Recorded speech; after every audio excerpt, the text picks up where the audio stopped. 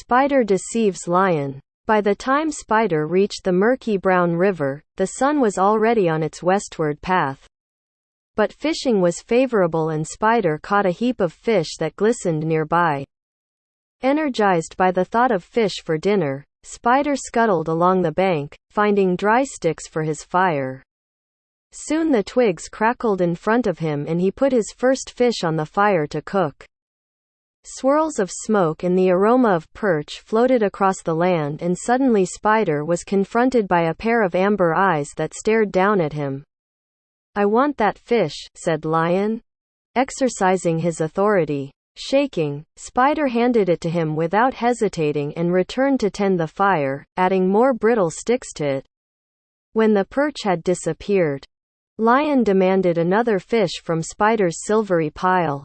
Agitated, Spider put another little fish onto the fire to cook for Lion.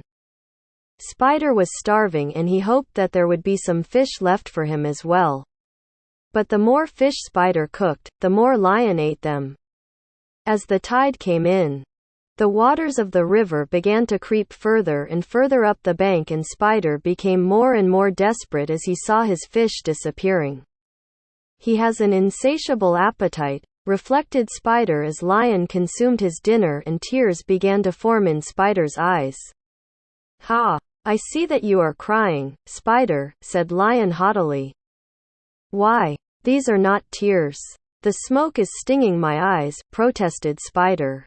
As Spider cooked his last fish for Lion, bushfowl screeched past them. By the time Spider had turned around, bushfowl had disappeared and he was dismayed that bushfowl had not even greeted him. "I am sure that bushfowl has forgotten that it was I who gave her those feathers with the spots," said Spider. Flustered. "You gave them to her," said Lion. "I would like spots too." "It would be an impossible task for me, Lion," said Spider. The powerful beast with his flowing mane and strong chest came closer and said, "But why would it be impossible, Spider? I'll help you." Spider could not resist an opportunity to deceive Lion, and he quickly devised a plan to outwit the king of the beasts.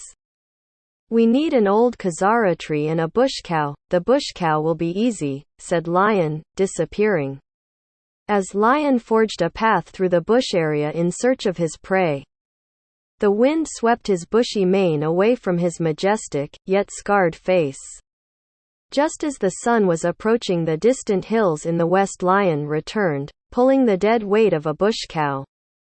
"Ah," said Spider. "Now I need long strands of hide." Lion tore the bush cow's skin with claws that were as destructive as talons and made many long strands of hide for Spider. "Now we need the kazara tree," said Spider. "But you need to test the strength of the tree, Lion. It needs to be strong." "How do I do that?" "When you see a really sturdy tree, push against it with all your might, Lion. If it shakes, then it is not strong enough. We need a strong tree that will not become uprooted." Lion glanced at the trees that cast long dark shadows onto the land, to identify a suitable kazara. Eventually Lion found a tree that stood as solidly as a rock.